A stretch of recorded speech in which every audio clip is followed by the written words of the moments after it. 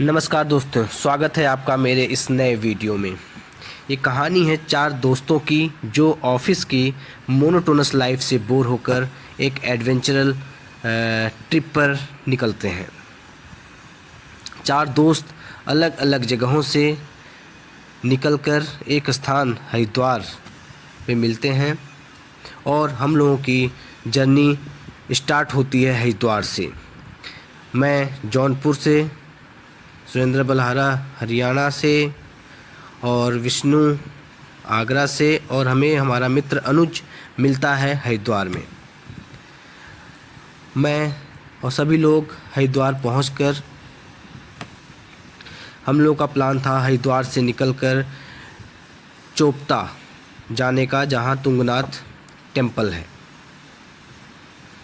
हरिद्वार से हमें निकलना था ऋषिकेश, ऋषिकेश से होकर देवप्रयाग, श्रीनगर, रुद्रप्रयाग से होते हुए ऊखीमठ, ऊखीमठ से फिर हमें जाना था चोपता। तो हम निकल पड़ते हैं अपने इस एडवेंचर ट्रिप पर। उन हसीन पहाड़ियों के बीच से होते हुए और बहुत ही बेहतरीन अनुभव मेरा था। मैं भी आप लोगों को सलाह दूंगा कि whenever you get chance to visit mountains with friends, please go. ये समय जो है फिर दोबारा नहीं मिलता है इन ऐसे एडवेंचर करने का, दोस्तों के साथ एंजॉय करने का।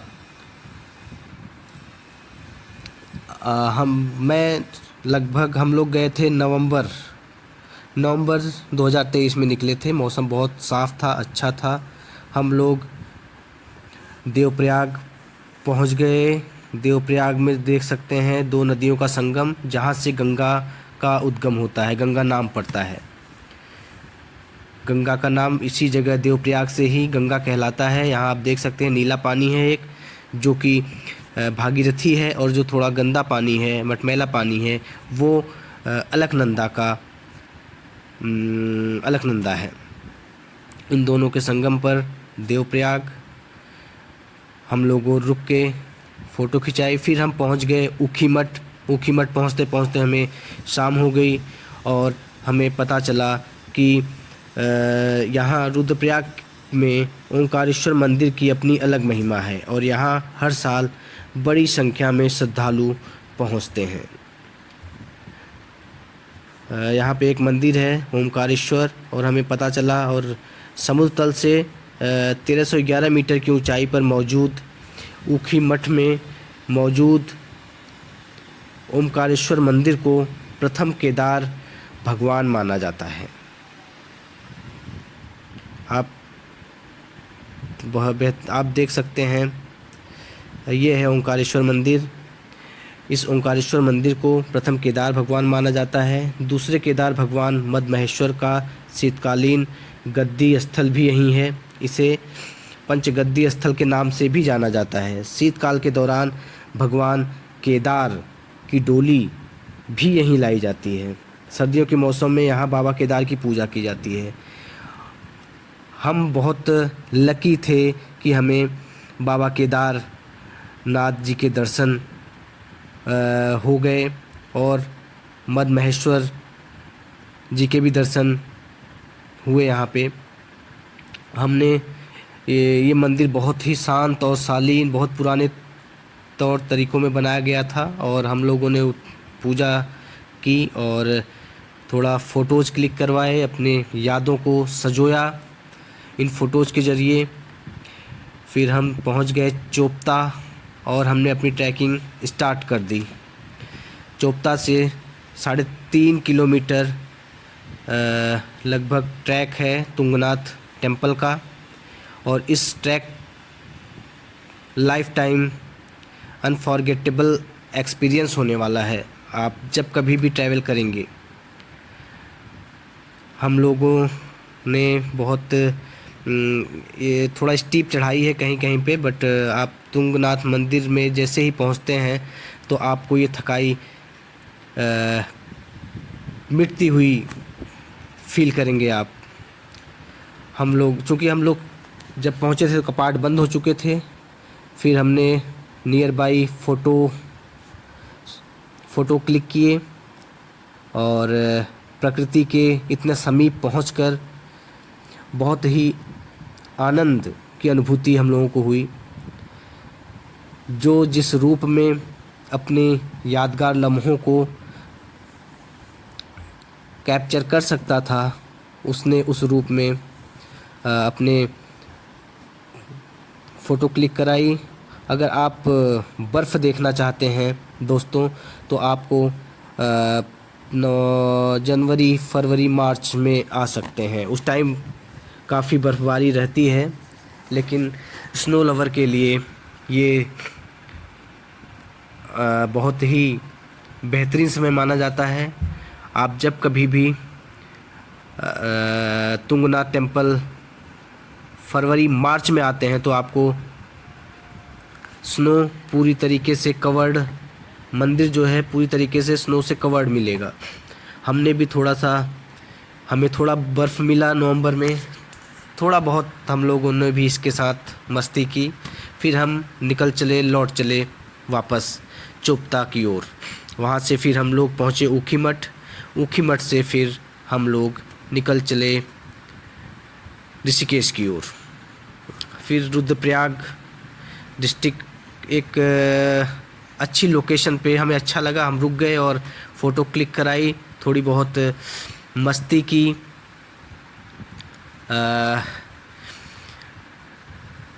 थोड़ा बहुत दिल के जो बच्चापन होता है सबका वो सबने एंजॉय किया। हम लोग भी अपनी पूरी फ्रस्ट्रेशन भूलते हुए थोड़ा बहुत बच्चे बनने की कोशिश की और छोटी मोटी नोक झोंक के साथ हम लोग वापस इस बेहतरीन लोकेशन को पीछे छोड़ते हुए हमें निकलना पड़ा। जाने का मन तो बिल्कुल नहीं था, परंतु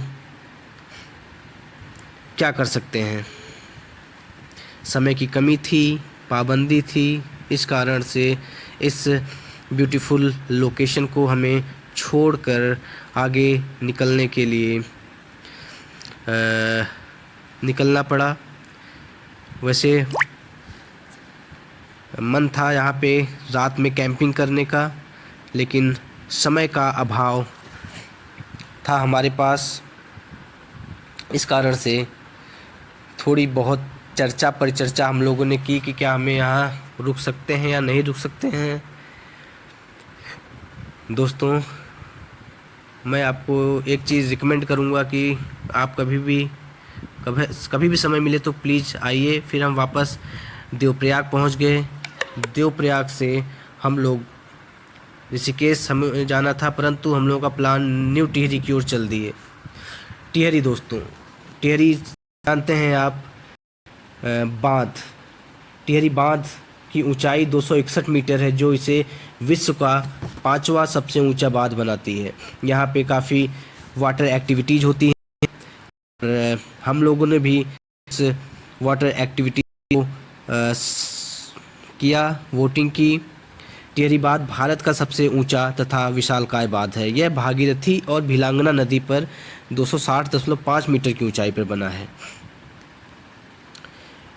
भागीरथी नदी आप जानते ही हैं, गंगोत्री से निकली है और यहाँ पे भागीरथी और भिलांगना नदी के पानी को रोककर ये बांध बनाया गया है।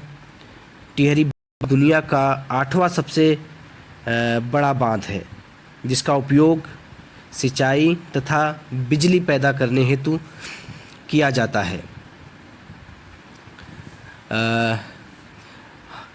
आप कभी भी अगर टिहरी से गुज़रते हैं तो कृपया करके आप थोड़ी देर रुककर वाटर एक्टिविटीज़ और वोटिंग और का नज़ारा वोटिंग कर सकते हैं, नेचर को फील कर सकते हैं, पैरासेलिंग कर सकते हैं। आप चूँकि नवंबर में मौसम अच्छा था तो हमें काफ़ी ज़्यादा ठंडी नहीं थी। आप कभी भी नवंबर में आ सकते हैं, दिसंबर आपको जब समय मिले आप आइए, एंजॉय करिए। चूँकि हमें भी एंजॉय करने का मौका मिला, थोड़ा बहुत समय का अभाव था लेकिन फिर भी हम हम लोगों ने मैनेज किया और एंजॉय किया। थोड़ी देर रुक कर हम नाश्ता करने के बाद हम लोग निकल पड़े वापस ऋषिकेश की ओर। फिर यहाँ पे रुक के हमने थोड़ी फ़ोटोग्राफी भी की, बहुत बेहतर अपने